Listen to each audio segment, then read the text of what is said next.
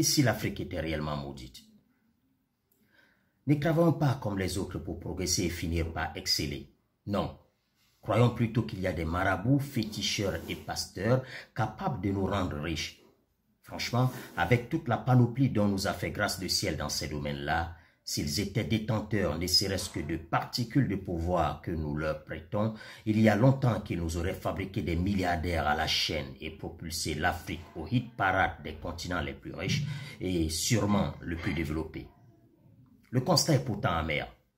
Dernier de la classe. Voilà où nous sommes, continent le plus pauvre, malgré la pléthore de marabouts. Pourtant, ce n'est pas faute d'avoir satisfait aux plus fantaisistes injonctions et plus folles recommandations de ces manipulateurs escrocs. De jeunes femmes se lavent nues sur la place publique au Cameroun, une autre a couché publiquement avec un fou dans le même pays. Ils demandent qu'on enterre vivant des animaux et font ingurgiter à leurs clients de nauséabondes mixtures dont on ne peut jurer qu'elles ne sont pas à base d'excréments.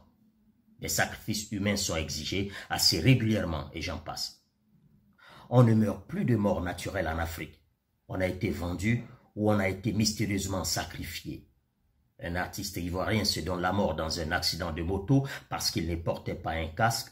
C'est la franc-maçonnerie qui a volé son âme, qu'elle est venue ensuite récupérer. Nous croyons à des charlatans qui promettent de nous rendre invulnérables et de nous protéger contre tout, alors que Boko Haram ne fait qu'une bouchée de nos armées et que des narcotrafiquants pseudo-djihadistes ont mis nos forces de sécurité en déroute, nous contraignant à solliciter l'humiliante intervention de l'ancien colonisateur.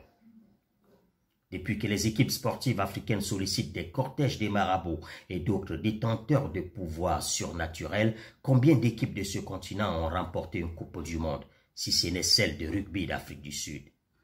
Elle était composée à 99,99% de blancs et n'avait recouru à aucun féticheur, s'il vous plaît.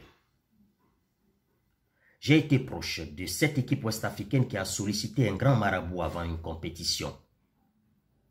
La coupe est déjà là parmi nous. Il ne vous reste plus qu'à accomplir la formalité en allant disputer une compétition que vous avez déjà remportée à jurer le Dieu sur terre après son cinéma. Finalement, malgré un panel de jeunes pétris de talent, cette sélection n'a jamais pu dépasser le premier tour, éliminée sur un tirage au sort pour lequel une brigade entière des marabouts avait travaillé. Franchement, si nos féticheurs et marabouts étaient aussi puissants, nous serons champions du monde en tout, perpétuellement. Arrêtons donc d'être des pigeons pour des escrocs qui ne se nourrissent que de notre manque de confiance en nous-mêmes et notre propension à rechercher des raccourcis. Des écoutes téléphoniques d'un entretien entre celui qui était alors président de l'Assemblée nationale de Côte d'Ivoire et des putschistes du Burkina Faso ont révélé une fois de plus combien on croit à ces bobards jusqu'au sommet de nos États. Dans l'échange intercepté par des services de renseignement devant une situation d'extrême gravité comme un coup d'État en cours, l'ancien président de l'Assemblée nationale de Côte d'Ivoire, Guillaume Soro pour ne pas le citer, conseille à ses amis putschistes une recette mystique et les rassure avec l'information des marabouts qu'il a requis pour pencher sur l'issue heureuse de leur illégale action.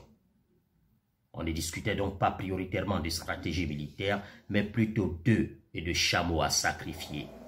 L'issue est connue, échec du coup d'État et arrestation des auteurs malgré les œufs et le chameau enterré.